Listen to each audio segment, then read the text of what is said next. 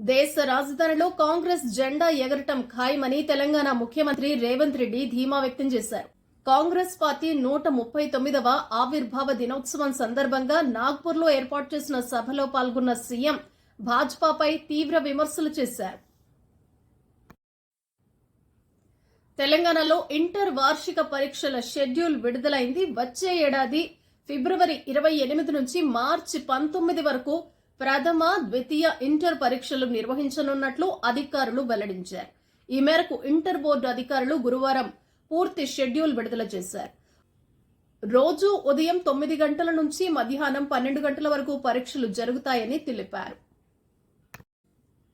Traffic pending చలాన్ల చెల్లింపునకు వాహనదారుల నుంచి విశేష స్పందన వస్తోంది.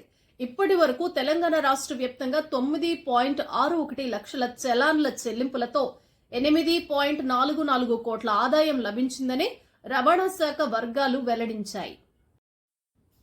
ప్రజాపాలన కార్యక్రమానికి తొలి రోజు భారీ స్పందన వచ్చింది. రాష్ట్రంలోని మున్సిపాలిటీలు, కార్పొరేషన్లలో మొదటి రోజు 2,59,694 దరఖాస్తులు అందాయి. వాటిలో 2,49,638 దరఖాస్తులు 6 గ్యారంటీలకు సంబంధించినవి కాగా మరో 10,056 ఇతర అవసరాల కోసం వచ్చాయని అధికారులు తెలిపారు. వర్గ విభేదాల వల్లే అసెంబ్లీ ఎన్నికల్లో నష్టపోయామని తెలంగాణ భాజపా ముఖ్య నేతలకు కేంద్ర హోంమంత్రి అమిత్ షా వార్నింగ్ ఇచ్చారు.